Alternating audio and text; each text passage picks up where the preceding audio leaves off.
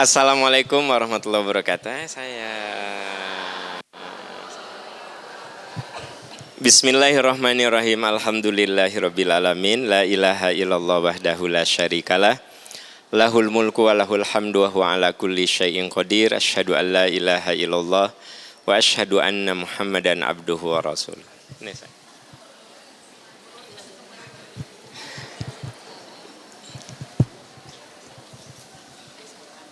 Bismillahirrahmanirrahim. Alhamdulillahirabbil alamin.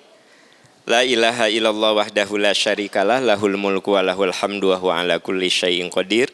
Asyhadu an la ilaha illallah wa asyhadu anna Muhammadan abduhu wa rasuluh. Allahumma shalli ala Muhammad wa ala ali Muhammad kama shallaita ala Ibrahim wa ala ali Ibrahim fil alamina innaka Hamidum Majid. Bagaimana kabar Bapak-bapak?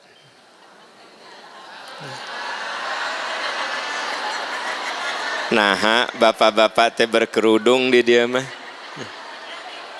Bapak sehat ya Pak ya? Alhamdulillah. Ya, ibu-ibu sehat semuanya. Ibu nggak apa-apa di kursi karena sakit ya. Jadi bukan berarti beliau asisten saya.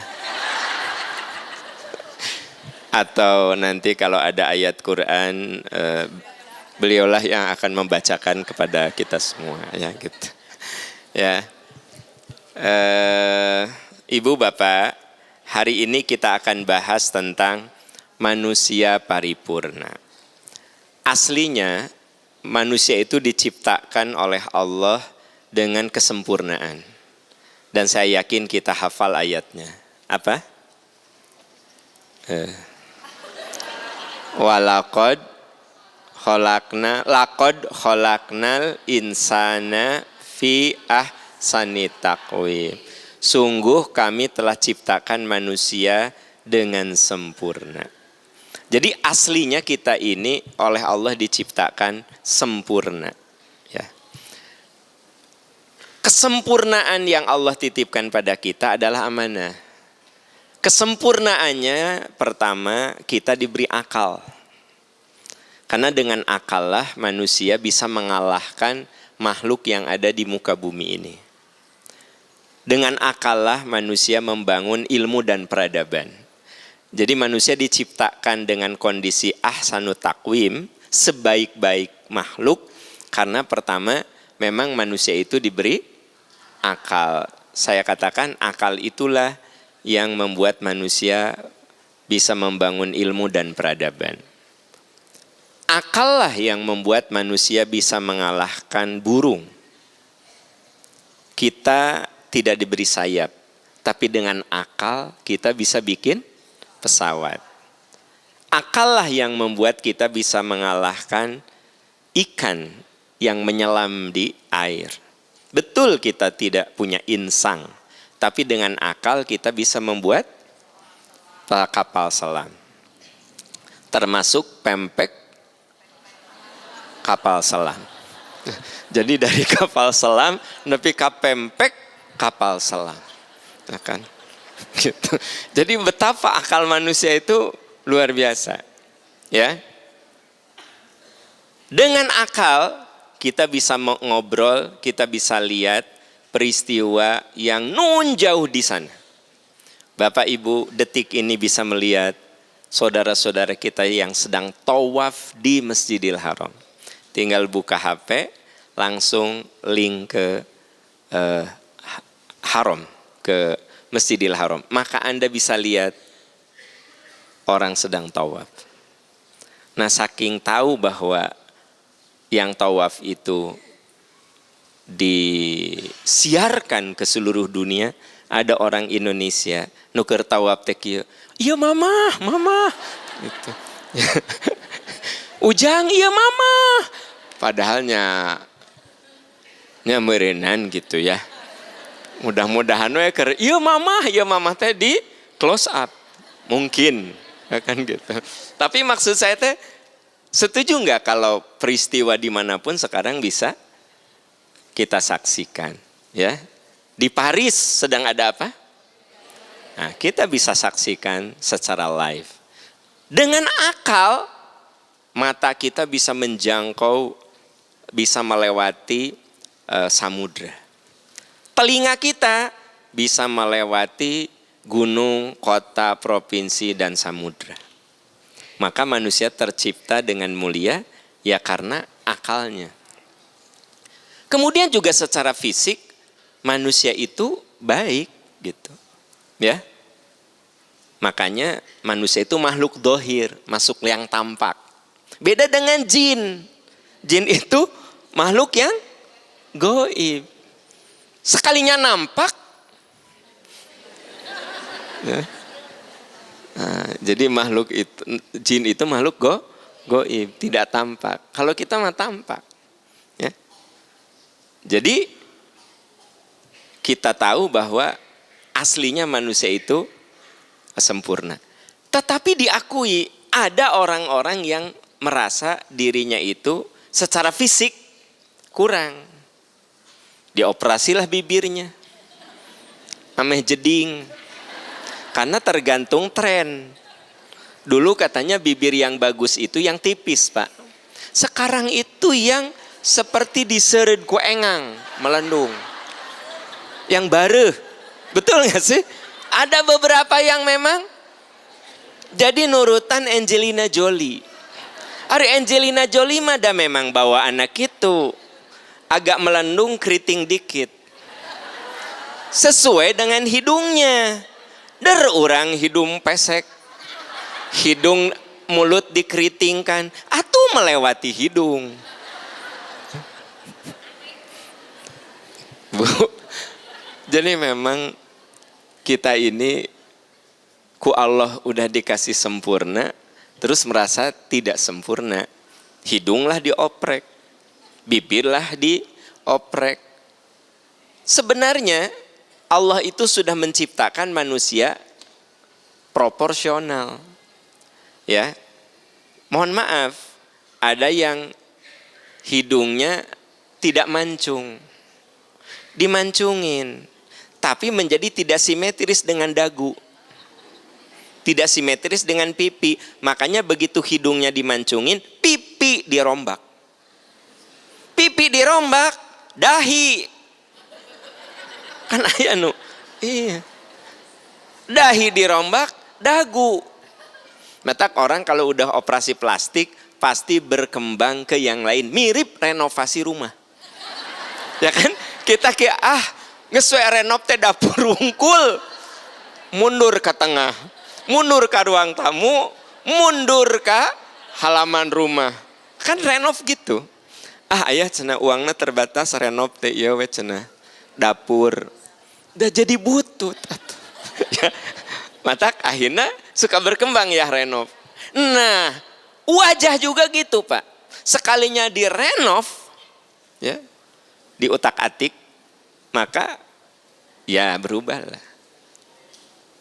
Bahkan kemarin ada berita seorang influencer meninggal ketika sedot lemak. Padahal lemak mah ulah disedot. Karena kalau mun boba tadi sedot, suruput tah eta boba yang akan jadi lemak teh. Jadi sunnatullahnya kalau lemak ini ingin diluluhkan dengan pola makan yang sehat dan olahraga. Tapi lama, emang lemak ada di tubuh kita sekaligus? Lama juga. Nggak ada orang makan lotek langsung peong gitu. Nggak ada. Makan lotek, makan yuk langsung ujug-ujug berlemak. Ente. Berlemak teh bertahap. Berat badannya lemak teh nambahnya pelan-pelan gitu ya. Ya, matak ada yang dulu itu ya, dia suka bangga. Dulu itu baju aku es loh. Dulu itu aku tuh es loh. Kan gitu. Sekarang kalau kaki mana itu ngahina gitu. Nah, tina S baju ke M, ke L, ke XXL sampai ke limited edition. Pertanyaan saya, sekaligus enggak? Ini orang sedot lemak memang cepat, tapi bisa celaka. Ya. Nah, kalau mau boleh, tapi semuanya ngikutin sunnatullah gitu, ya. Oke. Jadi kita sepakat manusia itu oleh Allah sebenarnya diciptakan sempurna. Laqad khalaqnal insana fi ahsani taqwim. Tapi kemudian manusia suka tidak mensyukuri apa yang Allah berikan kepadanya. Maka dilakukanlah berbagai cara untuk menyempurnakan tampilan fisiknya gitu. Sebenarnya ada tampilan fisik yang boleh bukan diubah, dikembalikan pada kenormalan ya. Mohon maaf, misalnya ada yang mengalami kecacatan, hidungnya sumbing, boleh dioperasi, boleh dikembalikan. Hari saya apa? Ayah kan kecelakaan hidungnya sumbing. Hari kamu hidungnya sumbing maksudnya robek. Misalnya karena kecelakaan. Terus dikembalikan lagi jadi sempurna. Boleh? Nah, hari kamu kudu nurutan Anda weh. Yang ada di kepala saya itu biarkan berjalan. Ulah ya mah kok hidung iya no memang robek. Kan aku lagi cerita orang mengalami kecelakaan, hidungnya jadi sumbing alias robek. Dikembalikan itu boleh. Pipinya terbakar, dikembalikan ya boleh, ya kan? Gitu. Nah, terus ada yang mengalami kecacatan di tangannya, ya. Jarinya kurang misalnya. Gimana dokter sekarang bisa menyempurnakan? Itu boleh, namanya mengobati. Yang tidak boleh itu mengubah. Kayak tadi, hidung udah sempurna, ya, diubah itu kan diubah. Tapi kalau ini ada kecacatan, disempurnakan, nah itu boleh.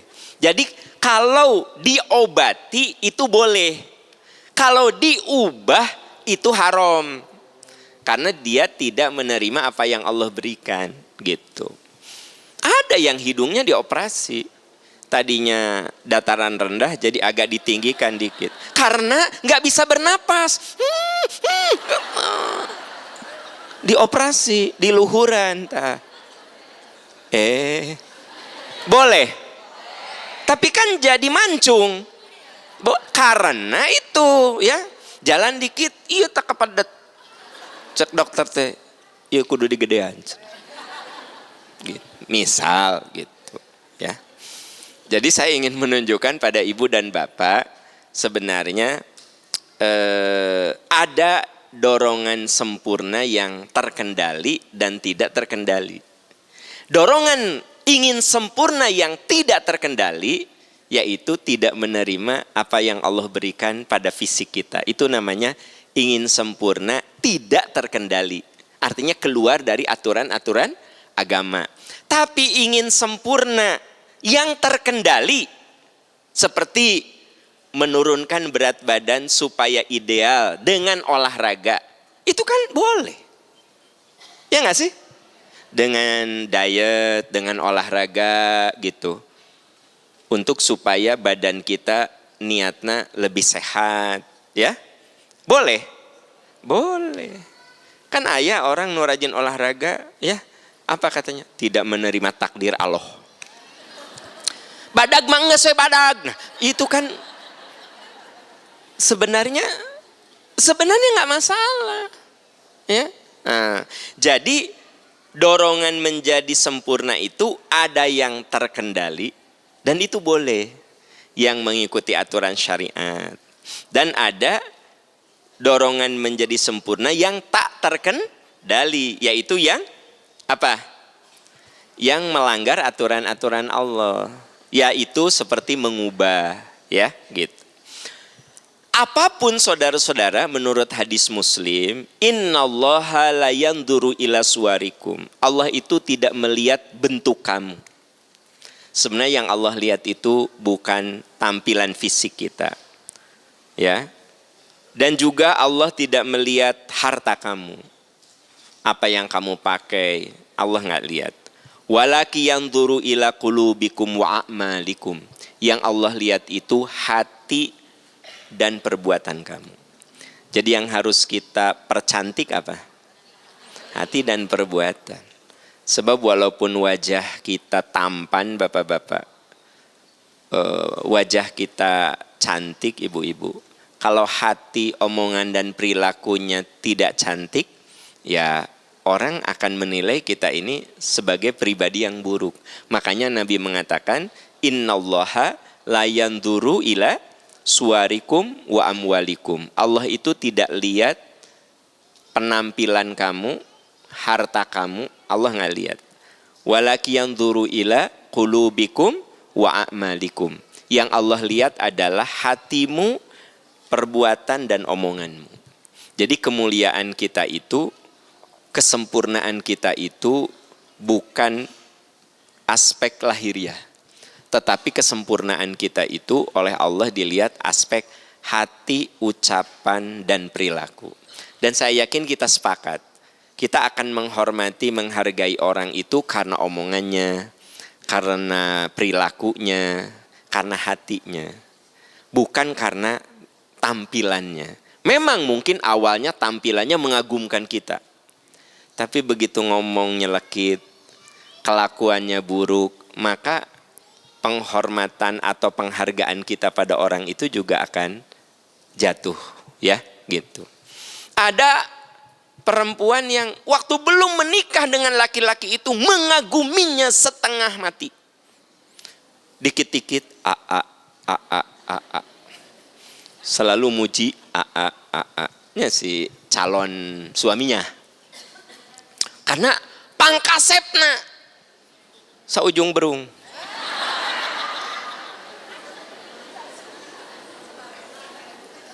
Jadi di ujung berung mah moal aya nu pangkasepna kecuali si AA eta.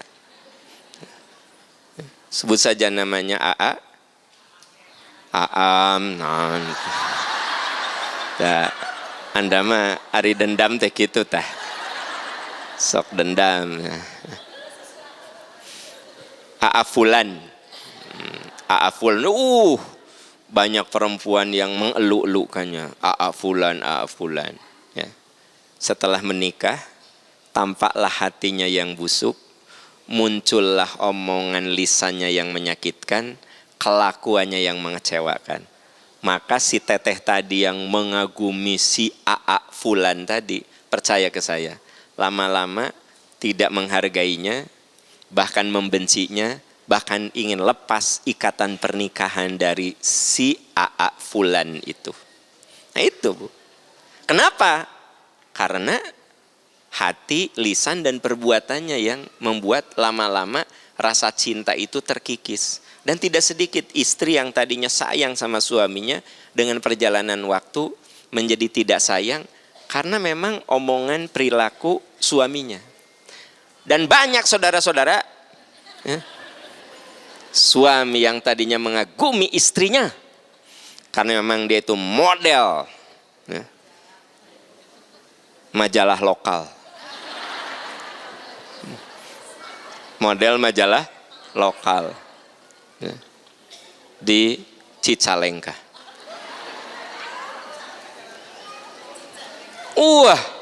Seluruh laki-laki yang ada di Cicalengka itu pengen memperistri si Neng tadi. Sebut saja Neng Fulana. Neng siapa? Pokoknya semua laki-laki tergiur dan ingin memperistri wanita tersebut karena cantiknya nyaris sempurna. Ya. Kim Ji Won kalah, Bae Susi kalah, kan gitu, kalah. Kusi teteh Fulana. Dinikahilah. Ternyata hatinya busuk, lisannya beracun, kelakuannya mengecewakan. Percaya Pak ke saya, lama-lama Bapak ingin lepas dari wanita tersebut. Sebaliknya, ada seorang istri, ya biasa-biasa aja. Tidak istimewa banget. Setelah dinikahi, hatinya bersih, lisannya agung, perilakunya mulia, maka laki-laki itu akan makin sayang, makin sayang, makin sayang. Ya. Gue banget, nih GR, nih itu mah gue banget, kenapa? Ya istri apa Pak? Alhamdulillah, ya Allah, ayah di dia nuk itu. Nah, suami ibu biasa aja Bu. Ya, yang penting dia teh lalaki udah. Tapi maksudnya enggak istimewa banget, biasa aja. Tapi setelah nikah, Masya Allah tabarakallah, hatena bersih, lisannya agung, perilakunya mulia. Percaya ke saya Bu, ibu makin hari itu makin sayang sama suami ibu, walaupun mungkin secara lahiriah biasa aja. Nah ini artinya betul yang Nabi sabdakan, innallaha la yanduru ila suwarikum wa amwalikum walaki yanduru ila qulubikum wa a'malikum. Sesungguhnya Allah itu akan melihat, sesungguhnya Allah tidak melihat tampilanmu, tidak melihat hartamu, tapi yang Allah lihat adalah hati, ucapan, dan perbuatan. Nah ini yang disebut dengan kita berusaha untuk sempurna secara terkontrol, terkendali, ya gitu. Ibu bapak, kita tahu bahwa zaman Rasulullah ada sejumlah sahabat yang mohon maaf secara tampilan berkekurangan. Contoh Abdullah bin Umi Maktum. Beliau adalah orang yang disayangi Rasul. Beliau adalah seorang yang buta, tetapi Rasul sangat menyayanginya. Bahkan beliau itu salah seorang muazin yang suaranya sangat merdu selain Bilal. Ya. Bilal juga seorang yang secara tampilan lahiriahnya ya biasa aja. Ya. Tidak ada istimewanya. Tapi kalau Bilal adzan, ya, dan Bilal itu bahkan ada satu ibadah yang kita lakukan itu sebenarnya dimulai oleh Bilal radhiyallahu an. Kata Nabi, Bilal, amalan apa yang kamu lakukan sampai aku mendengar suara langkahmu di surga? Ya Rasulullah, mau siang atau malam, kapanpun aku habis wudhu, suka sholat 2 rakaat. Nah itu kemudian sholat syukrul. Jadi Anda perlu tahu, sholat syukrul wudhu itu perilaku sahabat yang disetujui Nabi, tapi jadi syariat untuk kita. Itu namanya hadis takriri. Jadi hadis takriri itu perilaku sahabat disetujui oleh Nabi. Karena sudah disetujui oleh Nabi, maka itu jadi syariat untuk kita. Contoh sholat tahiyatul masjid, sholat syukrul wudhu. Syukrul wudhu itu bukan dilakukan oleh Rasul awalnya, tapi Bilal. Kata Nabi, amalan apa yang istimewa yang kamu lakukan? Sampai-sampai aku mendengar suara langkah kakimu di surga. Ya Rasulullah, mau siang atau malam, tiap ba'da wudhu, saya sholat 2 rakaat. Disetujui oleh Nabi dan jadi syariat untuk kita.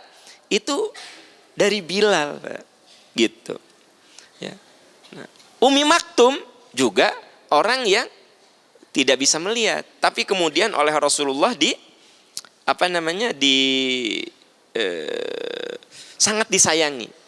Ya, bahkan beliau akhirnya menjadi syuhada di salah satu peperangan. Nah ini ya ada yang menarik. Abdullah bin Mas'ud. Jadi Abdullah bin Mas'ud itu orangnya ceking, kurus, seperti nggak ada dagingnya gitu. Ya, seperti tulang yang diliputi kulit.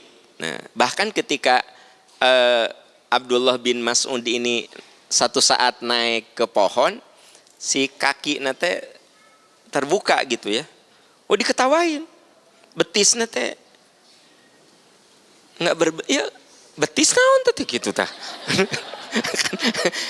Bukan, ini dari riwayatnya.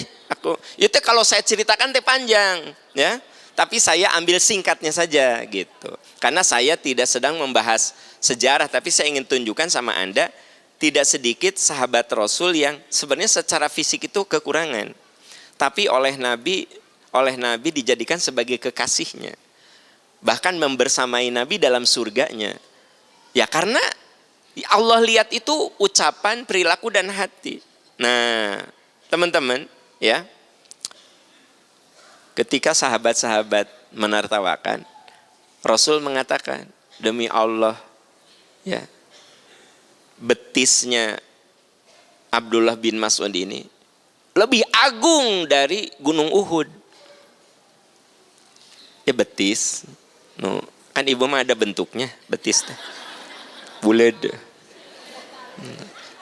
Hari Ibnu Mas'ud makan nggak ada dagingnya, ibu mah daging wungkul. Nah, nya sarua we butut. Nah, nu hiji mah tulang wungkul, nu hiji mah daging wungkul. Gitu ya. Matak tong sok ngahina gitu. Hari Ibnu Mas'ud mah naik tuh, hah? Eta teh apaan? Apa itu teh? Dahan lain gitu. Gitu. Hari ibu mah buah dahan tuh kan gitu.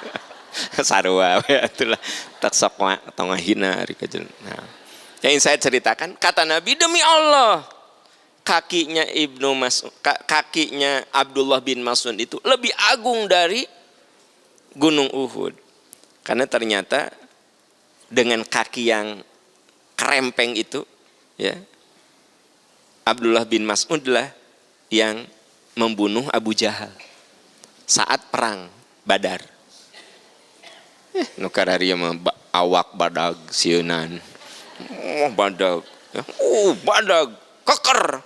Ya. Pas ningali ucing gitu. Kan aya nu kitu nya. Aya, badag atuh ya. Tinggi 175. Keker, dada, bidang. Wah, da rajin nge-gym. Aya ucing, gitu. Ucing.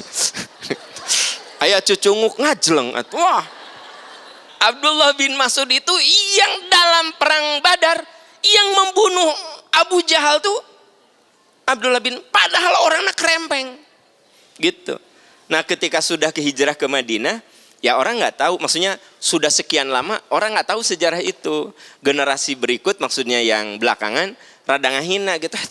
Kaki itu tuh, kaki apa namanya? Dahan ya teteh. Kan gitu. Demi Allah kakinya Abdullah bin Mas'ud itu lebih besar, lebih agung dari gunung Uhud. Dia yang membunuh Abu Jahal, tokoh Quraisy dalam perang Badar gitu. Nah, jadi ini kabar gembira kepada yang teman-teman yang bodinya ya ada masalah ya. Ya. Dari kekurangan fisik, dan memang yang Allah lihat mah bukan fisik. Yang Allah lihat mah hati dan nah, ibu bapak, sahabat-sahabat sekalian, ya. Kita tahu bahwa manusia yang paling sempurna as a human, sebagai manusia, hanyalah Rasulullah SAW. Ya. Jadi manusia yang paling sempurna sebagai manusia hanyalah Rasul. Kenapa? Karena beliaulah teladan kita. Ini dijelaskan di Al-Ahzab ayat 21. Laqad kana lakum fi Rasulillahi uswatun hasanah liman kana yarjullaha wal yaumal akhir wa dzakarallaha katsira. Sungguh pada diri Rasulullah itu ada teladan yang baik. Tidak mungkin Nabi SAW jadi teladan bagi kita kalau tidak sempurna. Tapi walaupun beliau itu teladan, tetap beliau sebagai manusia ada sisi-sisi yang beliau katakan, aku ini manusia. Contoh, satu saat Nabi sholat duhur. Beliau sholat duhur itu cuma 2 rakaat. Orang-orang segen, ya. Nabi habis sholat duhur nyender gitu, habis duhur nyender gitu. Orang-orang berbisik, sholat cuma 2 rakaat, itu dikurangan atau kumahanya. Maka datanglah Dzulyadain, orang yang Dzulyadain itu orang yang tangannya panjang, maksudnya gini. Jadi kalau dia berdiri kesannya tangannya lebih panjang gitu loh. Dia mah berani. Ya Rasulullah, maaf, apakah sholat ini dikurangi jadi 2 atau engkau lupa? Kata Nabi, emang aku sholat berapa? Engkau tadi sholat 2. Maka Nabi mengatakan, aku ini juga manusia, ada lupa. Tadi aku salah, aku lupa. Maka Nabi mengajak orang-orang menambahi sholatnya. Tapi lupanya Rasul itu menjadi syariat bagi kita. Ibu bapak juga, kita pernah lupa kan? 4 rakaat cuma 2 rakaat. Berarti gampang, tinggal tambah 2 rakaat. Ya, 3 rakaat udah salam. Berarti kurang 1 rakaat, tambah. Jadi lupanya Rasul jadi syariat untuk kita. Ada yang bilang, Pak Am, kalau lebih gimana? Sujud sahwi, jangan dijadikan deposit untuk sholat berikut. Kan duhur 5 dia teh. Pas asar, nah ayah 3. Deposit itu teh ayah kan tadi duhur 5. Jangan. Karena ketika kita lebih cukup sujud sahwi saja. Ketika kita kurang, tambahi yang kurangnya lalu sujud sahwi. Ketika ragu, ambil jumlah terkecil. Ini teh 3 apa 4? 3, 4, 4. Pastikan 3. Ya, gitu. Pastikan 3. Ya. Hari anda mah itu 2 apa hiji? 2 hiji, anggapnya 4. Nah itu bahaya. Ya kan gitu. Jadi betul Rasulullah itu ada lupa, ada khilaf. Tapi lupa dan khilafnya jadi syariat gitu loh. Contoh yang tadi saya jelaskan. Tapi intinya adalah laqad kana lakum fi Rasulillahi uswatun hasanah. Jadi manusia yang dinilai sempurna oleh Allah itu Rasul. Sungguh pada diri Rasul ada teladan yang baik. Berarti kalau kita ingin menuju kesempurnaan, syarat pertamanya harus ada contoh teladan. Jadi begini Bu, kalau kita ingin mencapai satu titik, kadang kita tuh butuh contoh yang nyata. Ya, maka kalau anak-anak ingin rajin sholat, mulai dari kita rajin sholat. Karena untuk mencapai sempurna itu orang butuh contoh. Ya, lamun istri bapak ingin dermawan, Pak, bapak kudu mencontohi kedermawanan. Baru suruh istri, mah, sok we, yang Allah berikan ke kita itu jauh lebih banyak daripada yang mama berikan sama orang. Tapi memang istri bapak lihat bapak teh dermawan. Hari bapak pedit terus, mah sing dermawan hirup teh. Cek bet ari maneh. Gitu. Jadi artinya manusia mah makhluk yang butuh contoh. Ya. Kenapa ada model baju? Karena kadang Anda tertarik ketika baju itu dipakai oleh orang tersebut. Ini lucu. Pas dipakai ku Anda, nggak lucu. Nah, ya kan? Jangkungna beda, bodina beda, ya, wajahna beda, kulitna beda. Tapi begitu dipakai ku baju itu oleh orang tersebut, ya Allah, menisai lucu, ya Allah, beli Anda. Dipakai ke undangan. Nah, gini. Tapi yang menyebabkan Anda beli karena Anda lihat contoh. Jadi memang manusia itu makhluk yang butuh contoh.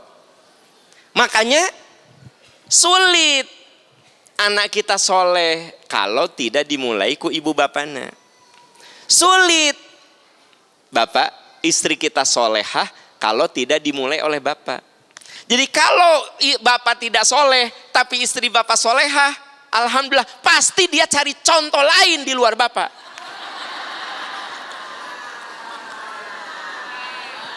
Saha? Wallahu alam. Mungkin orang tuanya, mungkin gurunya, ya kan? Iya. Kalau nyontoh suami mah parah deh. Udah saya contoh orang ini saja. Walaupun dia bukan suami aku, ya. Paling tidak orang ini bisa saya contoh. Jadi Pak, kalau istri bapak solehah, padahal bapak itu soleh, dia tuh nyontoh dari orang lain. Mungkin gurunya, mungkin bapaknya, ya gitu. Karena manusia mah emang butuh contoh. Manusia mah butuh contoh. Katanya nih ada penelitian. Orang tua yang senang makan sayur cenderung anaknya suka sayur. Makan sayur, makan buah. Si anak teh lihat, terus gini, ayo nak, coba nak. Nah seringkali orang tua membiasakan dan tidak memberi contoh makan sayur. Dari TK sampai SD dijejali dengan chicken nugget, chicken wing, sosis, chicken nugget, chicken wing, nog, chicken nugget, chicken wing, sosis. Begitu SMP bilang makan sayur nak. Dia nggak pernah lihat ibunya makan sayur. Dia nggak pernah lihat bapaknya makan. Nggak, saya lagi cerita. Manusia itu makhluk yang butuh contoh gitu maksud saya teh. Itulah kenapa pakaian ada model, sepatu ada model, ada profesi yang jadi model. Kenapa ada profesi model? Karena manusia mah kadang butuh real nyata. Lihat gitu. Bahkan ada yang bukan model pun dicontoh ku babaturana. Geningan kerudung eta teh saya tingali Ita tuh nganggo Ita tuh. Hanya geningan bagusnya dipakai ku Ita teh. Ibu jadi beli. Ya. Bu, yang saya ceritakan benar nggak? Bahwa manusia itu butuh. Nah, ternyata untuk sampai pada kesempurnaan, Pak, kita teh butuh contoh. Makanya Nabi itulah manusia yang kalau kita contoh, kita akan mendekati kesempurnaan.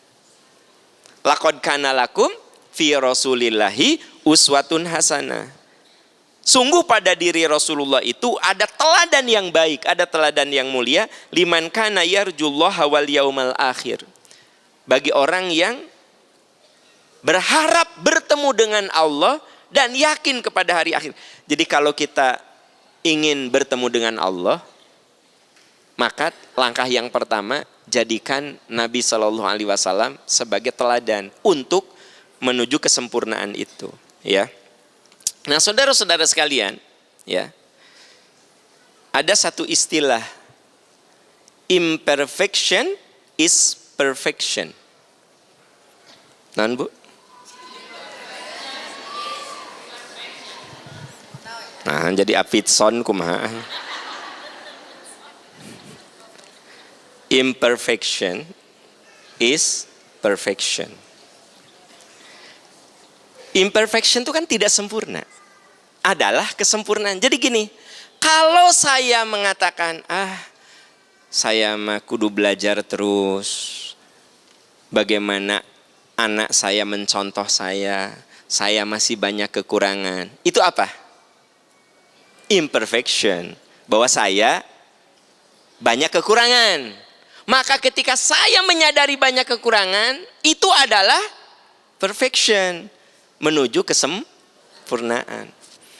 Saya mah udah baca Quran masih kini belepotan, saya mah matak ikut terus belajar. Karena Anda merasa tidak sempurna, imperfection dalam baca Quran, membuat Anda belajar. Jadi sampurna. Jadi kalau Anda dan saya merasa perfect, percaya, kita imperfection, kita tidak sempurna. Tapi ketika kita merasa imperfection, tidak sempurna, sesungguhnya kita sedang menuju kesempurnaan. Jelas, Bu? Bisa menjelaskan ke orang ke rumah? Ayah, kionya pokoknya nama naon perfect gitulah. Gitu ya. Jadi ternyata kalau kita ingin sempurna teh kudu ada contoh. Yang kedua, kudu merasa diri kita ingin sempurna. Paham, Bu? Jadi gini, saya lagi cerita, menjadi manusia paripurna sebenarnya harus dimulai ada contoh. Ada contoh. Gitu. Kenapa mohon maaf? Di Indonesia itu yang namanya korupsi susah dan nggak ada contoh. Susah cari contoh orang yang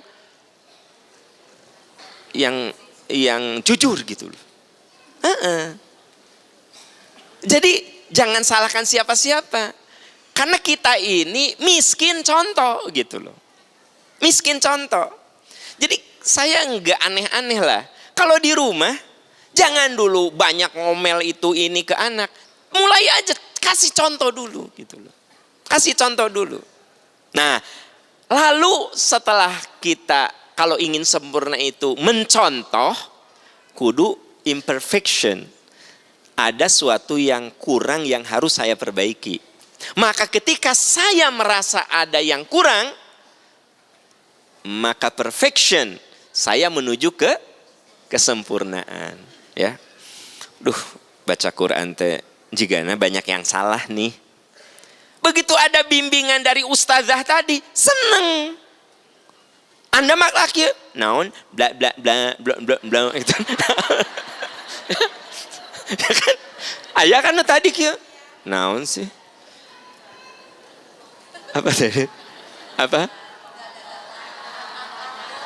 Da to da.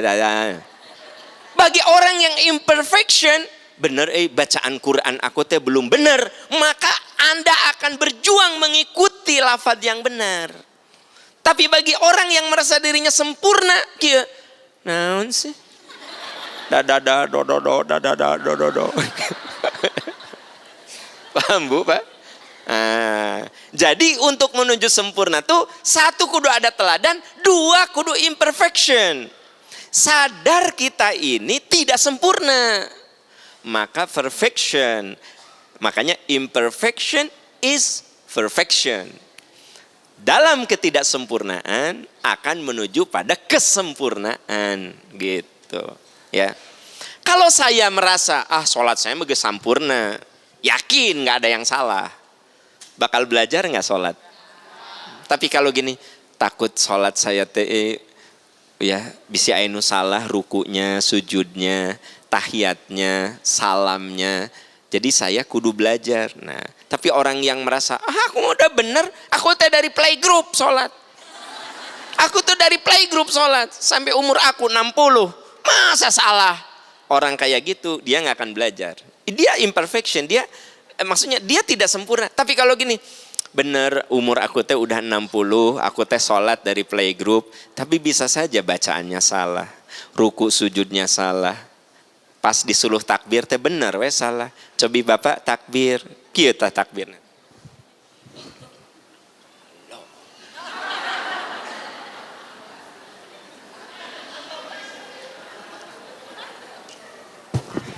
Dia merasa afdol makin melebarkan dada. Padahal salah.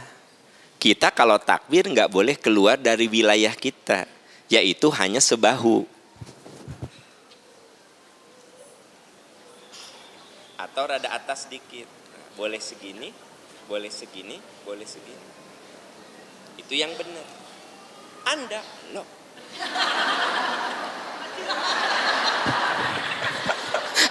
Tuh. Jadi jangan merasa diri sempurna.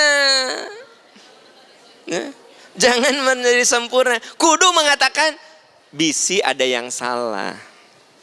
Ya. Sholat aku udah bener. Pas salam, kieu salam.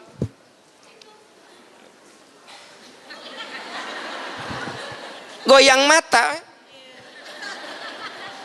Padahal Nabi itu kalau salam pipinya kelihatan sama yang samping belakang. Assalamualaikum. Jadi mirip kalau kayak Bu kalau habis olahraga Ibu suka apa?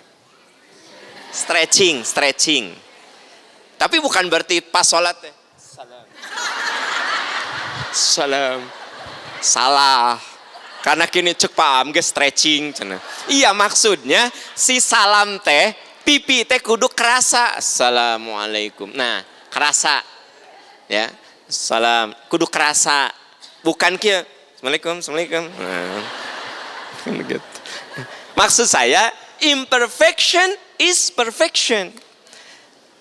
Rasakan bahwa diri kita ini masih banyak kekurangan. Jadi kudu belajar terus. Bapak Ibu gak akan datang ke sini kalau Anda merasa gini, ngaji mah gitu-gitu aja. Taat kepada Allah dan Rasul. Tinggalkan yang buruk, ambil yang baik. hormati sesama, maafkan, balas buruk dengan baik. Tausiah mah nggak akan jauh dari situ. Maka Anda nggak akan pernah dengar tausiah. Tapi kalau gini, ya aku sering dengar tausiah, tapi insya Allah pasti ada sesuatu yang baru.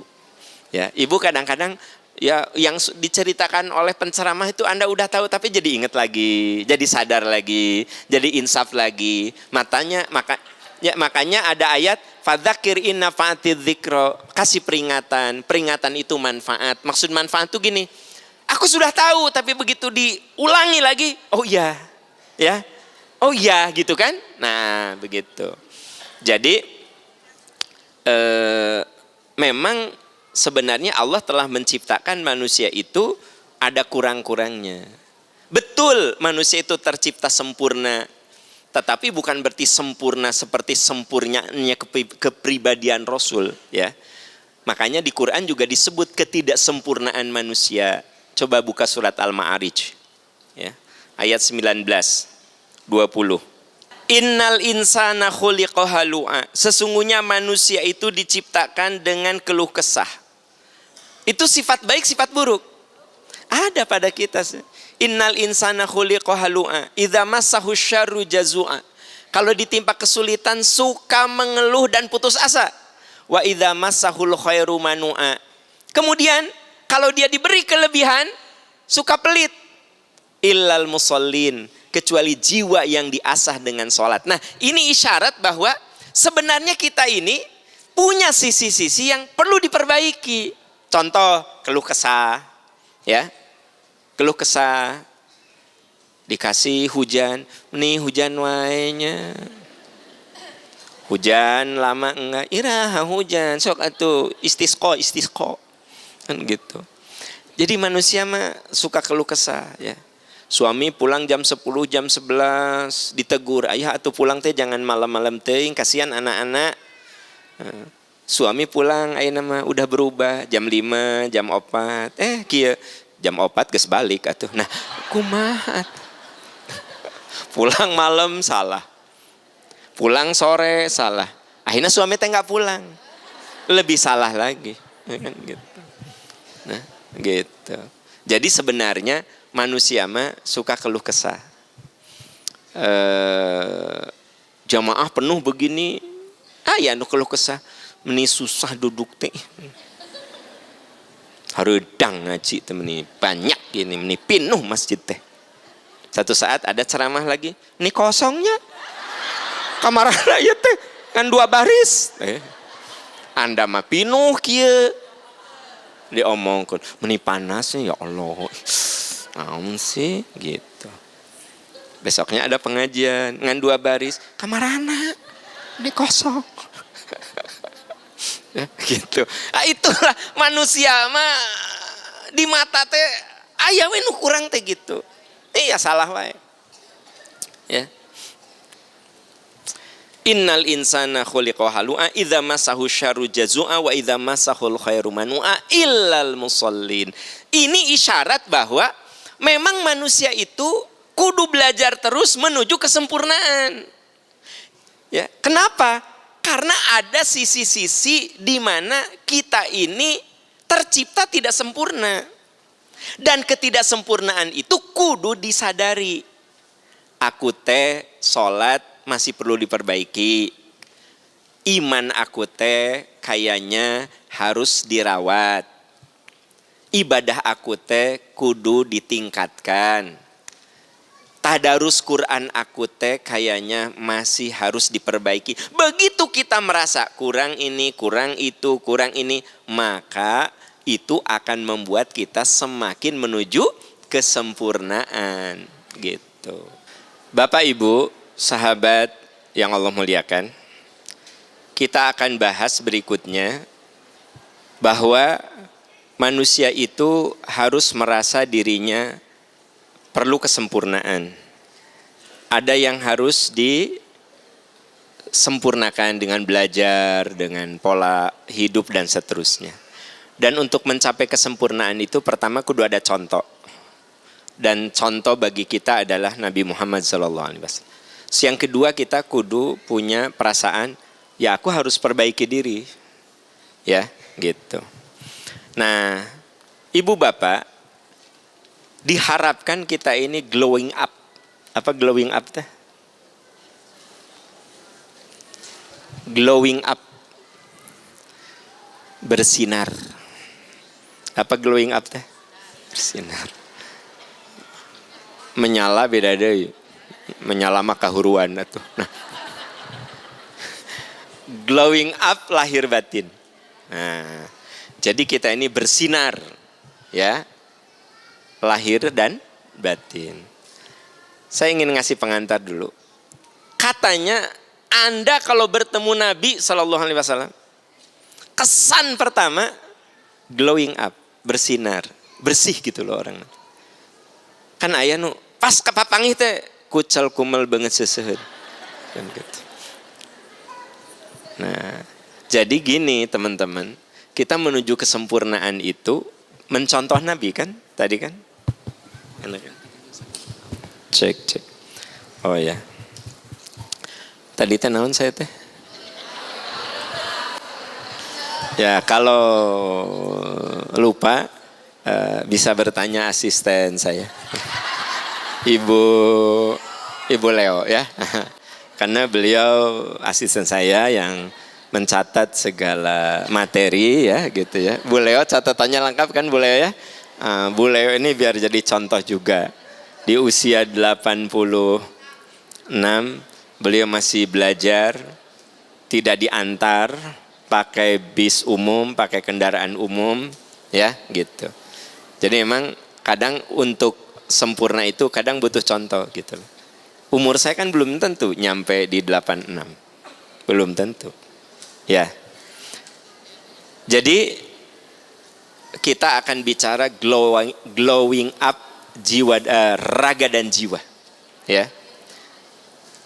Nah, tentu saja untuk glowing up, bersinar itu mulai dari menjaga kebersihan. Bapak Ibu, Islam itu menempatkan kebersihan itu dengan iman. Kan hafal ayat hadisnya an-nadhafatu minal iman. Kebersihan itu berarti menempatkan bersih sederajat dengan iman. Kebayang sama Anda? Bersih itu identitas iman. Jadi orang beriman mah begitu ketemu emang kudu bersih. Jadi kesan pertama tuh orangnya bersih. Gitu. Bukan ganteng, bukan cantik, bersih. Ya. Suami ibu kasep, dahareun di dina napel. Ya. Remeh dina janggot, ngagantung. Sok, cileuh napel. Geuleuh kan? Tapi ada orang yang biasa aja, tapi bersih gitu. Ya. Nah, jadi itu yang pertama. Ya. Yuk kita mulai dari hal-hal kecil, gitu. Rumah kita bersihkan, sepatu kita bersihkan, badan kita bersihkan. Nabi SAW tuh mau tidur saja bebersih. Beliau gosok gigi, ya sayang. Salam, ya, salam ya. Ya.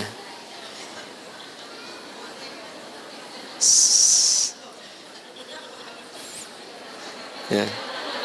Nah, ya. Kita lanjut. Saya lagi cerita apa tadi? Bersih. Nah, jadi hadis tentang bersih banyak sekali, ya kan gitu.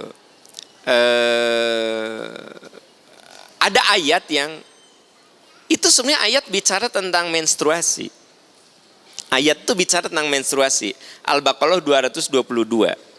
Tapi ujung dari ayat itu, innallaha yuhibbut tawwabin wa yuhibbul mutatahhirin. Mereka bertanya kepadamu tentang wanita yang mens. Ya. Jauhi, maksudnya jangan berhubungan intim dengan istri saat mens. Ya. Kalau sudah bersih mensnya, silahkan kamu berhubungan lagi. Lalu ujung dari ayat itu, innallaha yuhibbut tawwabin wa yuhibbul mutatahhirin. Allah itu menyukai orang yang bertobat dan yang suka mutatahhir, itu bersih-bersih diri gitu loh. Ya, gosok gigi, mandi gitu ya. Bapak-bapak disunnahkan pakai parfum. Jadi Nabi mah, jadi bapak-bapak itu sunnah pakai parfum, Pak. Dan makruh memakan makanan yang akan mengganggu kiri kanan saat sholat. Jadi kalau kita mau sholat tuh jangan makan makanan yang berbau. Jengkol misalnya, coba digado jengkol teh, pete digado ya kan gitu. Nah, jadi artinya glowing up jiwa raga itu mulai dari kebersihan gitu. Sampai saya bilang menempatkan kebersihan itu setaraf dengan iman. An-nadhafatu minal iman. Ya. Yang kedua, makanan. Jadi glowing up, bersinar itu dari bersih. Kedua dari makanan. Ya. Makanan. Saudara-saudaraku tercinta, dalam Islam itu makanan halal, thayyib, proporsional. Apa? Jadi kalau kita makan itu halal, thayyib, proporsional. Ini dijelaskan di Al-Baqarah 168. Dan surat Al-A'raf ayat 31. Surat apa? Surat Al-Baqarah 168 dan Al-A'raf ayat 31. Ya. Dari dua ayat itu tersimpulkan bahwa makanan itu halal. Thayyib. Thayyib itu artinya baik untuk tubuh kita. Terus di Al-A'raf ayat 31, kulu washrobu wala tusrifu. Jangan berlebihan. Artinya proporsional. Jadi kalau ingin glowing up, ya, bersinar lahiriah dan batiniah, mulai dari jaga kebersihan. Yang kedua, jaga makanan. Makanan itu kudu halal. Udah halal, thayyib. Thayyib itu artinya baik. Baik untuk saya, belum tentu baik untuk Anda. Ya. Karena setiap orang itu ada makanan-makanan yang tidak baik untuk dia. Mungkin baik untuk orang lain. Ya. Bagi Anda mungkin udang-udang kecil, ebi, baik. Membuat makanan itu gurih secara alamiah dengan ebi. Tapi bagi saya tidak baik. Saya kalau makan ebi suka alergi. Tapi bagi saya udang besar, lobster misalnya, baik. Saya tidak pernah alergi sama udang yang mahal itu. Tapi yang murah saya alergi. Maksud saya gitu. Ya. Saya tidak ada makanan yang pantang kecuali yang memang bagi saya madorot. Duren saya masih makan, tapi tidak berlebih, sesuai dengan kadar umur saya.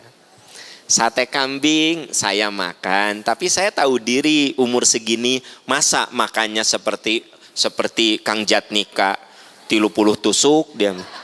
Ya. Itu Kang Jatnika mah 30 tusuk, kuda 8 orang. Maksud saya apa? Kalau saya misalnya cukup 5 tusuk. Ya. Tapi mungkin Kang Jatnika, Kang Yusril mah karena masih muda 15 tengaruh nggak masalah. Ya kan, maksud saya tuh gini. Coba tahu diri gitu, ya. Kalau ingin glowing up. Orang seusia saya mungkin sudah nggak boleh, ya untuk diri saya ya. Yang manis-manis sudah saya tinggalkan 20 tahun yang lalu itu. Yang manis gitu, teh manis. Gula manis. Oh, teh manis. terus minuman nu kotak-kotak gitu, ya kotak-kotak lah, jus-jus nu kotak, ya saya harus tinggalkan. Saya tahu diri lah gitu. Dan sekarang Bapak Ibu baca di berita, banyak anak-anak yang cuci darah, cuci ginjal, ya ginjalnya pada rusak karena mereka dari kecil makan mie terus-terusan, minum yang di kemasan, makanan semuanya udah makanan gak sehat, ya, bukan raw food, bukan makanan asli, tetapi sudah diolah, olahan yang sangat tinggi, ya, prosesnya seperti sosis, itu tuh nggak bagus, ya. Terus ayamnya chicken nugget, ya sekali-kali boleh. Ari anak kita tiap sekolah dibekalanku sosis, dibekalanku chicken nugget, ya. Apa jadinya anak kita? Kita sedang memberikan racun ke dia. Sekali-kali boleh, tapi kan sekali-kali dikasih mie atau kita makan mie boleh. Masalahnya Anda mah every morning, tak jadi masalah, ya kan? Jadi ibu bapak, yuk, ieu teh ajaran Islam bahwa kita ini kudu memperhatikan kulu washrobu wala tusrifu, makan minum jangan berlebihan. Kulu halalan thayyibah, makan yang halal dan baik. Ya, ini ada hadis yang indah sekali nih, saya kutip ya. Mamala adamu wi'a syarran min batni. Tidak ada tempat wadah yang paling buruk kecuali perut anak Adam. Saya ulang ya. Tidak ada wadah yang paling buruk kecuali perut anak Adam. Kenapa? Sebab manusia mah segala dimakan. Ya. Ucing makan makanannya tertentu. Sok ucing tawaran roti. Ya. Ucing ditawaran roti. Jalmi ditawaran para ucing mau. Hayam, ya. Pinang, sok. Ya enggak? Jadi gini. Tidak sah nu ngahina, aku mah teu ngahina. Mamala'a adamu wi'an syarron min batni. Kata Nabi, tidak ada wadah yang paling buruk kecuali perut manusia. Apa kata Nabi sampai mengatakan tidak ada wadah yang paling buruk kecuali perut manusia? Ya karena segala masuk. Sok, naon? Saya bilang sapi sakitu bedag wawag kasih, ya, daging hayam nggak mau, ya sapi itu barang kasih karena manja. Anda ingin punya sapi dimanjakan, dikasih misalnya daging hayam, dikasih daging kambing, karena dia makannya rumput ya rumput. Sok orang daging makanan sapi dimakan ku orang, daun sampe misalnya, engkol sok. Kelinci dikasih daging nggak mau dia, dikasih wortel mau, orang wortel dihajar, di kelinci nawe dihajar ku orang. Kebayang tuh, wortel ku kita dimakan. Makanan kelinci ku kita dimakan, makanan kelinci nawe dimakan ku. Jadi Bu, setuju nggak sih dengan hadis Nabi? Tidak ada wadah yang paling buruk kecuali perut manusia.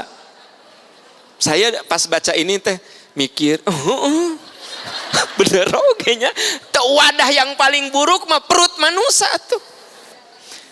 Dipikir-pikirnya gitu. Tadi kelinci makanannya teh ya gitu aja, ya. Tapi pas mikir wortel di daharku urang, kelinci lagi di daharku urang. Ya kan ngeri kan saudara, ya kan gitu. Ada seorang sahabat mau pipis, kan zaman dulu mah bu pipis teh nggak kayak sekarang ada, kalau di jalan perjalanan teh nggak ada rest area tuh. Jadi caranya tuh mohon maaf kalau mau pipis menjauh gitu sampai nggak kelihatan. Ya. Satu saat ada seorang sahabat pipis malam hari. Nah, pas pagi harinya tahu bahwa si sahabat tuh pipis di tulang belulang. Kata Nabi, nanti kamu nggak boleh pipis kalau tahu itu teh tulang belulang, karena itu makanannya jin. Nah, makanan jin kayak ku urang deh di dahar. Ceker ku anda dimakan sok naon deui cokor sapi ku anda dimakan, sampai jin bilang gini, beak kabeh ku manusia. Jadi ya saya tapi maaf ya bu, bukan berarti ibu jadi nggak boleh makan ceker, boleh sih, boleh gitu maksudnya, boleh. Jadi maksudnya gini, ayah mama teh mau mam ceker deui naon tuangeun jin ayah eta teh. Nah, beli mie kocok neng nganggo ieu kikil apa entong pak eta makanan jin. Sebenarnya tulang belulang boleh anda makan, boleh. Ini isyarat dah halal kan, hanya kudu toyib. Hanya ini cerita, hadis ini mengatakan tidak ada wadah yang paling buruk kecuali perut. Iya, ya. Pas dipikir-pikir benar juga ya. Nah, bihasbi ibni Adam akalat yuqimna sulbah. Manusia mah selayaknya makan secukupnya, yang penting punggung dia bisa tegak. Maksudnya untuk tulang belulangnya, gitu ya. Fa in kana la mahalata, kalaupun maksimal, fa thuluthun li ta'ami wa thuluthun li syarabi wa thuluthun li nafsi. Sok makan teh ada sepertiganya untuk makanan, sepertiganya untuk air, sepertiganya untuk udara. Maksudnya sisakan ulah nepi ka wareg orang, berarti eta untuk udara teh nggak ada. Makanya Nabi mengatakan berhentilah sebelum ke, supaya ada space. Ya, space. Anda memang makan teh kayak Nabi, ngambil teh sedikit, kan berulang. Makan baso tilu, tambih deui Pak, tilu deui baso tahu teh. Raos tambih deui Pak. Nah, jadi betul Anda ngikutin sunnah Nabi, sedikit ngambil makan teh, ngan Anda mah berulang. Terus Nabi mah kalau makan tuh sampai sedetil itu ya. Beliau tuh makan dengan jumlah yang sedikit, dikunyahnya lama. Jadi kalau ada bakso tahu, sekiranya zaman Rasul ada bakso tahu, pasti dibagi tilu. Cep. Urang mah hiji. Geus kitu teh panas. Gusti nu agung ya Allah, pantesan atuh rarumek kieu. Nah, jadi kalau ingin glowing, apa tadi? Jaga kebersihan. Kalau ingin glowing up, makanan ya gitu. Ya makanan lah ya gitu. Gimana wajahmu glowing up tuh? Kugah bobo kurupuk. Jam 3 teh geus cakruk gitu kan. Ameh mamah kia tahajud. Cakruk kan gitu. Ya kan? Cakruk gitu ya. Ameh tahajud. Oh, aya sisa martabak asin. Nu kamari wengi aya keneh 4 potong deui. Gugah bobo terus dihajar ku martabak, dihajar ku kurup. Pantesan rumek Gusti Allah. Nah, yang ketiga, tidur yang cukup. Nah ini teman-teman, ini tak ada ayatnya. Saya semua kutip ayat Qur'annya. Bersih, Al-Baqarah 222. Makanan halal, toyib, proporsional. Al-Baqarah 168 dan Al-A'raf. Nah, tuh ada ayatnya, jangan dikira Pak Aam ngarang. Anda makan kieu, ya pasti manehna ngarang. Tahu di wajahna kieu, ya karangan macam apa lagi ini kan gitu. Ada ayatnya, ya. Tidur. Teman-teman, jangan sepelekan tidur. Anda bisa lihat di surat Al-A'raf ayat 31. Wa huwallazi ja'ala lakumul laila libasa wan nauma subata wa ja'alan nahara nusyura. Ayat 31 Al-A'raf.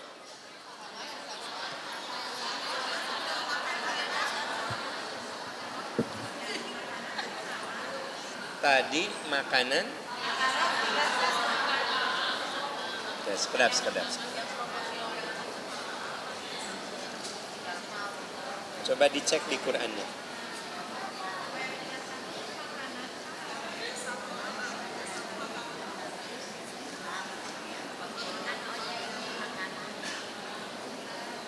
Tapi yang 31 tadi mah betul. Saya bilang ayat 31 47 saudara-saudara. Supaya Anda ada kerjaan. Surat Al-Furqan ayat 47. Sahanu bilang Al-A'raf. Al-Furqan ayat 47. Ya, yang urusan bobo. Al-Furqan ayat, coba pastikan. Wa huwallazi ja'ala lakumul laila libasa wan nauma subata wa ja'alan nahara nusyura. Betul? Al-Furqan. Al-A'raf 31 makanan. Ya. Sekarang coba bergeser, jangan berkutat di Al-A'raf. Bergeserlah ke Al-Furqan ayat 47. Huwallazi ja'ala lakumul laila libasa. Allah yang menjadikan malam untukmu sebagai pakaian dan tidur untuk istirahat. Nah, teman-teman, ya. Kebayang enggak? Selama kita tidak ada yang wajib dikerjakan malam hari, tidurlah. Kecuali ada teman-teman yang karena mencari nafkah harus begadang, kan beda kasus ya. Tapi kan keumuman orang malam itu ya harusnya digunakan untuk tidur, istirahat. Dan tidur yang bagus ya itu lebih awal, bangun lebih awal. Matak Nabi mah begitu habis sholat isya bobo. Anda mah habis sholat isya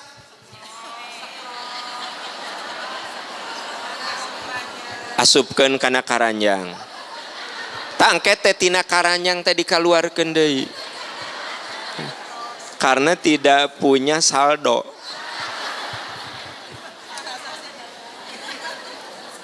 Sajam teh Anda teh balanja bari teu balanja teh. Lihat IG, lihat YouTube ya.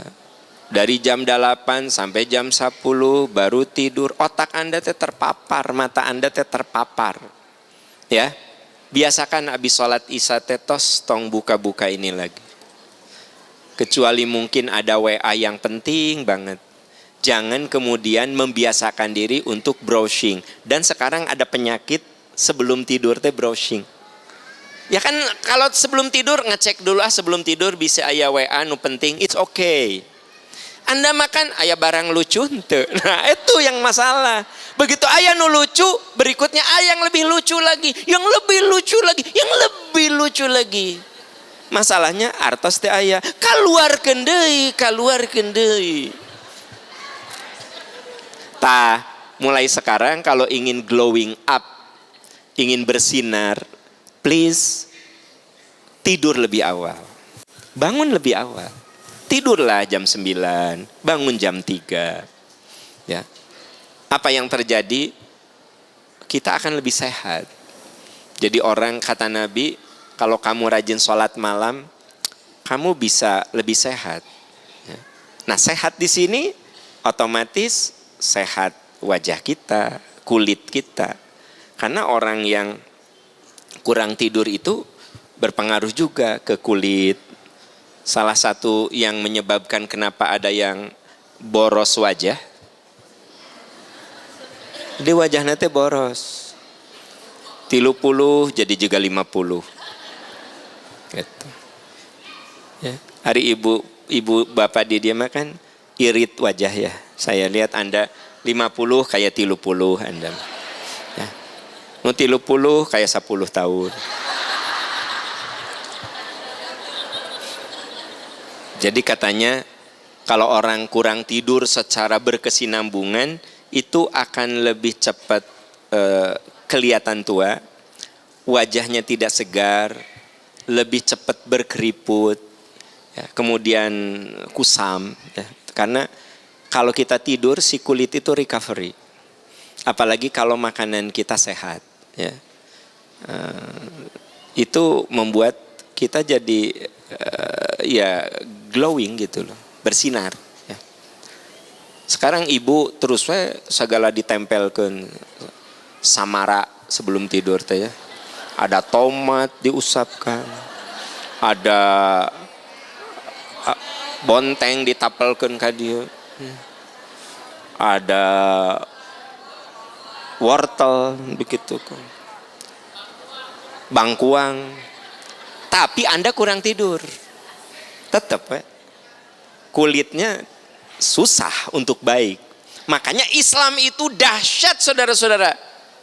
Surat Al-Furqan ayat wa huwallazi ja'ala lakumul laila libasa wan nauma subata wa ja'alna an-nahara nusyura. Dan Allah pun menjadikan siang untuk berusaha. Jadi sok mun beraktivitas siang hari. Malam hari mah bobo istirahat sunnatullahnya. Kecuali, saya katakan kecuali, kondisi darurat. Anda yang jadi perawat, ada saat tugas malam, ya itu mah bagian dari jihad. Ada bapak yang harus kerja shift malam, itu jihad. Ada adik-adik yang harus ngerjain tugas sampai larut malam, itu jihad. Tapi kan itu bukan berarti selamanya begitu. Saya nih saat ini biar jadi pelajaran untuk anak-anakku sekalian. Saya waktu kuliah dulu kadang tidur cuma 2 jam, 3 jam. Saya ngalamin gitu. Apalagi waktu mengejar menyelesaikan disertasi. Ya, saya kudu banyak baca buku, kudu konsul dengan promotor, kudu membandingkan itu, membandingkan ini. Coba besoknya saya harus ada kegiatan. Sejatinya saya kurang tidur waktu kuliah itu. Tapi kan ada masanya sekarang sudah settle lagi kegiatan, sudah normal lagi. Jadi sekali-kali ya boleh. Jadi jangan sampai adik-adikku sekalian gini, kamu kok nggak belajar? Kata Pak Aam, menurut Al-Quran, wa ja'ala lakumul laila libasa wan nauma subata. Jadi tugas terbengkalai, kuliah terbengkalai, menggunakan ayat ini. Nah, terus kerja nggak masuk karena menggunakan, keliru. Jadi ini bagi teman-teman kita semua yang sedang tidak ada amanah pekerjaan, tidak ada amanah tugas, sok biasakan tidur lebih awal, bangun lebih awal. Dan itu sunnah Rasul. Nabi itu tidur lebih awal, bangun lebih awal. Tapi kita mah kadang tidur lebih awal, bangun paling akhir. Itu problem deh itu teh. Itu yang keempat sekarang. Sekarang yang keempat ya. Jaga lisan. Jaga postingan sekarang aja, bukan lisan, postingan. Jadi teman-teman, kalau ingin glowing up, bersinar itu, lisan itu kudu dijaga. Nah ini sudah mulai glowing up kepribadian. Kalau tadi mah fisik loh. Tadi fisik apa? Bersih, makanan kudu sehat. Dengar sayang, makanan tidak harus mahal. Enggak kok. Makanan sehat tuh murah sebenarnya mah. Murah. Ya. Siapa bilang makanan sehat mahal? Karena raw food itu lebih murah. Sayur-sayuran kan lebih murah. Ya, gitu. Tahu tempe lebih murah, enog lebih murah. Ayam yang dibanding dengan ayam yang sudah yang diolah, kan ayam itu lebih murah. Apalagi kalau punya peternakan ayam. Punya ayam petelur, punya kandangnya. Gratis, saudara. Tapi saya yakinlah, makanan yang raw food itu aslinya lebih murah dibanding dengan yang sudah olahan. Jadi saya ingin luruskan, bukan berarti Anda kudu mahal, bukan. Tapi sehat maksud saya, ya. Nah, jadi yang ketiga, tidur yang benar. Yang keempat, jaga lisan. Ya. Kalau sekarang mah jaga postingan. Jangan segala diposting geningan. Ya. Tahajud diposting. Foto si sajadah teh. Alhamdulillah malam ini hamba bisa menangis di hadapanmu ya Allah. Tangke babaturan Anda teh, Masya Allah, tabarakallah teteh soleha. Anda teh senang gitu. Ya. Jaga lisan, tong segala diposting. Jaga lisan kalau bicara, dipikirkan dulu bisi omongan kita melukai. Ya.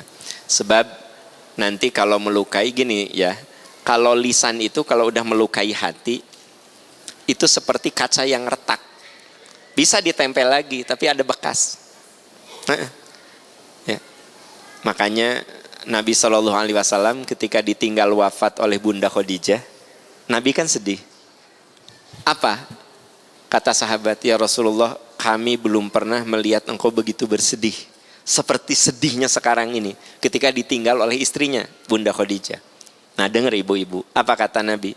Demi Allah, 25 tahun aku rumah tangga dengan Khadijah. Tidak ada satu patah kata yang melukai hati saya. Tidak ada. Tidak ada perbuatan yang membuat saya kecewa. Sungguh Khadijah itu orang yang paling bermakna untuk hidup saya. Kenapa bermakna? Tidak ada lisan yang melukai saya. Gitu. Saya baca ketika Nabi SAW ketakutan dari Gua Hiro. Takut kan gitu. Ya, oleh Khadijah diselimuti, nggak banyak ditanya dulu, diselimuti, kasih minum, udah tenang, ya. Nabi cerita, begitu Nabi cerita, yang keluar dari lisan Bunda Khadijah apa? Aku yakin yang menimpa dirimu kebaikan. Aku mengenal kamu itu bukan setahun 2 tahun, sudah puluhan tahun. Kamu orang yang jujur, kamu orang yang baik, kamu sayang ke fakir miskin, kamu suka nolong orang-orang lemah, kamu orang dermawan. Aku yakin yang menimpa dirimu kebaikan. Jadi yang keluar dari lisannya itu menenangkan. Mun Anda mah, kade yang kita datang deui. Kade nanti teh kamu teh kudu bawa pengawal atuh. Ya. Nah, jadi Bunda Khadijah mah yang keluar tuh membuat Nabi itu tenang. Aku yakin yang menimpa dirimu kebaikan. Gitu, ya. Suami pulang, mah ternyata ayah nggak kepilih jadi kepala sekolah teh. Ada teman ayah yang jadi kepala sekolah. Kalau Anda seperti Bunda Khadijah, apa Anda bilang? Ayah, insya Allah ini yang terbaik untuk ayah. Mamah mah tetap bangga punya suami seperti ayah. Guru yang rajin, yang tekun. Ayah kepala sekolah mah paling 3-4 tahun. Nu penting mah ayah mah jadi kesayangan murid-murid we, jadi kesayangan mama. Enak teh? Enak. Hari Anda ngomong naon coba. Jadi nggak kepilih. Nas mama udah halo-halo kaditu kadieu. Jadi gimana ini? Kabayang tuh jabah suami teh teu kapilih. Jabah kudu mengklarifikasi ke teman-teman istrinya. Tah, jadi ini lisan, ya. Dan kita ke teman, ke saudara juga lisan. Ini dijelaskan di surat Al-Ahzab ayat 70-71. Surat apa? Ayat 70-71. Ya ayyuhalladzina amanu taqullah wa qulu qawlan sadida. Betul enggak? Coba cek dulu ya. Al-Ahzab surat ke-33 halaman 427. Betul? Oh, belum ketemu sob. Kalau ada kesalahan nanti kita tanya sekretaris saya. Mungkin beliau salah menuliskan. Betul. Terima kasih Bu Leo ya. Betul katanya ya. Nah, ya ayyuhalladzina amanu taqullah wa qulu qaulan sadida. Hai orang beriman, bertakwalah kepada Allah, ucapkan perkataan yang benar. Jaga lisan. Kalau omonganmu benar, yuslih lakum a'malakum. Allah pasti memperbaiki perilakumu. Bu, sayang, Bapak sayang, dengar. Ternyata perilaku kita tuh dimulai dari lisan kita. Ini ayatnya nih, ya. Hai orang beriman, takwa kamu kepada Allah, wa qulu qaulan sadida. Mulai dari omonganmu yang benar. Yuslih lakum a'malakum. Allah benerin perbuatan kamu. Makanya saya bilang tadi di awal, lisan itu akan memahat perilaku. Jadi anak kita tuh perilakunya benar karena lisan kita. Karena kalau lisan benar, Allah luruskan perbuatan. Makanya kalau bicara jangan ngasal. Tapi kudu benar gitu. Selalu mengandung menghargai gitu. Mama, aku matematika nilainya 6. Nggak apa-apa nak, belajar aja terus. Banyak yang matematikanya 10. Itu boleh jadi dia pernah 6. Terus kalau matematika kamu jelek terus nggak apa-apa. Belajar terus. Memang kalau sukses itu harus matematikanya bagus. Asih ada pelajaran lain yang kamu bisa pelajari. Enak nggak? Enak. Coba kalau gini, mama aku matematika anak 6. Mau jadi apa kamu? Mau jadi apa? Padahal banyak orang sukses yang matematikanya butut. Ya nggak? Iya, nggak usah kemudian, mama aku... Kamu mau jadi apa kalau matematika jelek? Hah? Mau jadi apa? Persis kamu bapak kamu bodoh. Oh, kamu lagi gitu. Tambah bodoh budak teh. Nah, jadi jaga omongan. Nanti Allah luruskan. Bahkan wa yaghfir lakum dzunubakum. Allah ampuni kesalahan. Nah, teman-teman, jadi hati-hati, glowing up itu dengan lisan. Makanya mulianya orang itu dengan lisan. Ya. Ibu cukup mengatakan, makasih ya Bu ya, ke sebelah tuh. Makasih. Ayo Ibu duluan. Itu orang tuh akan menghargai kita. Gitu. Lisan, jaga lisan. Termasuk sekarang mah jaga postingan, jangan ngasal posting. Segala diposting, senal soeh posting. Ya. Cetrek ya. Beruntung ya yang senalnya bagus. Suami aku mengasih senal teh 3 tahun sekali nepi ka soeh kieu. Atuh ngomongin suami, benar teh. Ya. Jadi jangan ngasal posting ya. Kalau mau makan cik ngadoa kalau ka diposting atuh. Ayo anak-anak berdoa ya. Diam jangan duduk. Guys, gue lagi makan enak banget nih guys. Posting. Kudu nama ngadoa tuh kalau guys. Aduh, Gusti Allah. Segala guys. Itu ya. Nah, yang keberapa sekarang? Yang kelima, ya. Telan. Apa? Telan. Gini ya, menelan pahitnya perlakuan buruk. Apa Bu?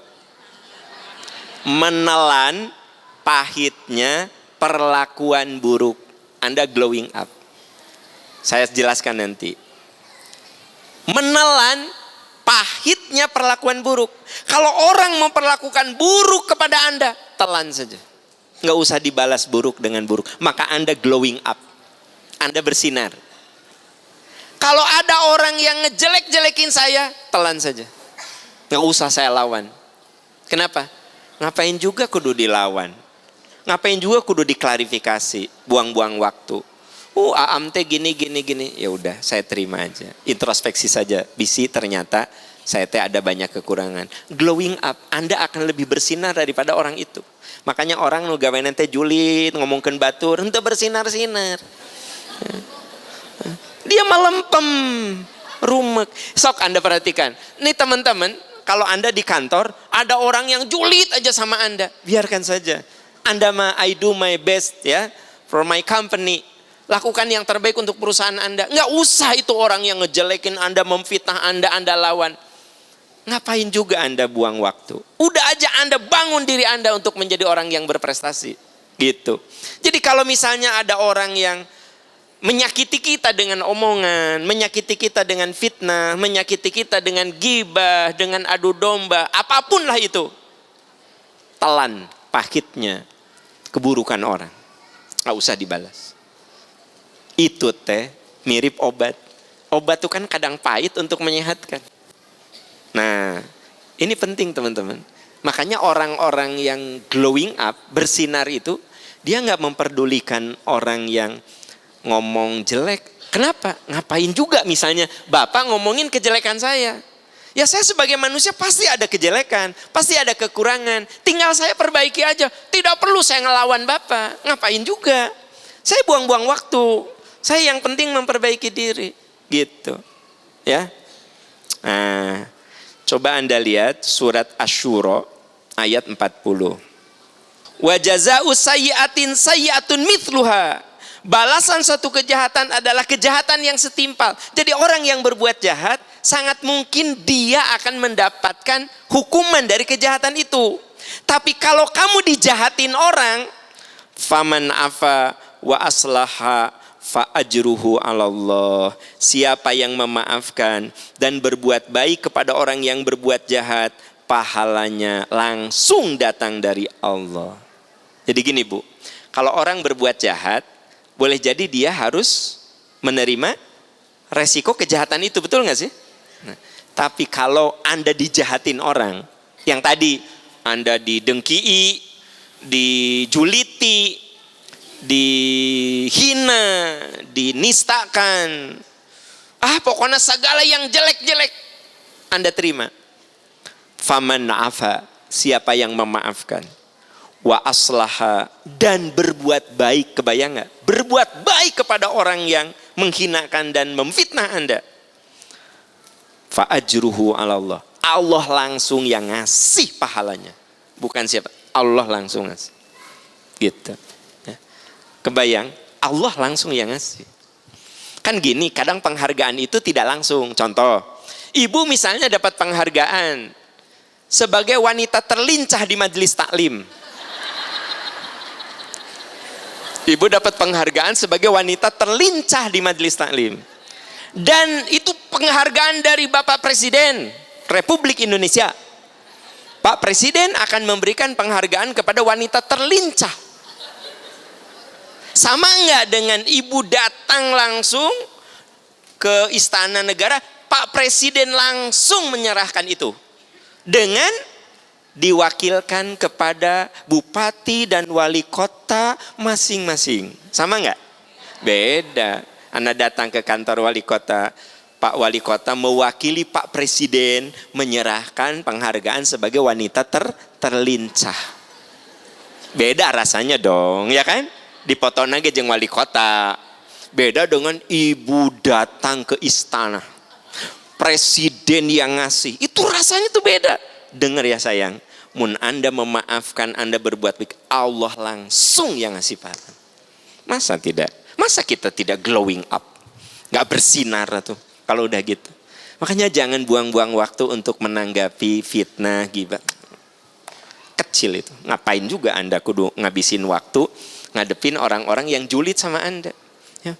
Ada orang yang komen sama Anda jelek, kan antep ulah ieu mah saha eta tinggal diintip eta teh IG-na saha. Oh, geningan eta teh babaturan teh gitu kan. Buang-buang waktu atuh ari kamu. Enggak sih? Nah, gitu.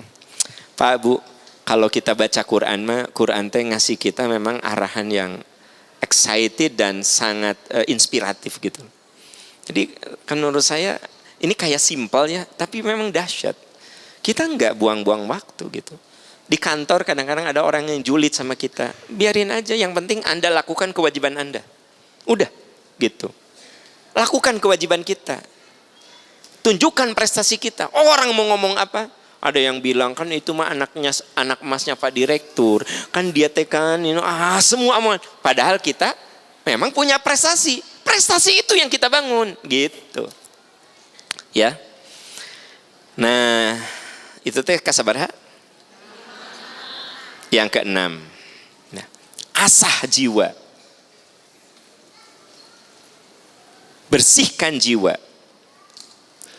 dengan taqarrub kepada Allah. Bersihkan jiwa dengan taqarrub kepada Allah. Ya. Bapak Ibu, Islam itu mengajari kita untuk sholat duha, sholat tahajud, saum Senin Kemis, baca Quran, datang ke majelis taklim. Nah yang gitu-gitu namanya taqarrub. Apa Bu? Taqarrub. Ibu duha taqarrub. Taqarrub itu media untuk dekat. Taqarrub itu. Ya. Media untuk dekat gitu loh. Saya ingin dekat sama Allah, medianya apa? Datang ke majelis taklim. Saya ingin dekat sama Allah, saya ingin Allah tuh dekat sayang sama saya. Medianya apa? Rajin sholat malam misalnya. Saya ingin dicintai Allah. Taqarrubnya apa? Karena ada rezeki, ya kita berbagi gitu. Berbagi ilmu, berbagi harta, berbagi tenaga. Bapak Ibu datang ke sini, Anda taqarrub. Saya taqarrub. Nah, bersihkan jiwa kita dengan taqarrub. Karena memang kita ini beruntung ketika kita berupaya untuk membersihkan jiwa kita. Coba lihat surat Asy-Syams ayat 7 sampai 10. Asy-Syams halaman surat ke-91. Surat Asy-Syams surat ke-91. Wa nafsi wa ma sawwaha, betul? Demi jiwa serta penyempurnaan ciptaannya. Jadi manusia itu tercipta dengan sempurna karena Allah tanamkan jiwa pada manusia. Fa'alhamaha fujuraha wa taqwaha. Allah ilhamkan kepadanya jalan kejahatan dan ketakwaan. Jadi dalam diri kita ada dua kekuatan. Takwa bisa, jahat bisa. Lurus bisa, bengkok bisa. Dusta bisa, jujur bisa. Amanat bisa, khianat bisa. Jadi selalu dalam diri kita itu ada kekuatan yang berseberangan. Ya nggak sih?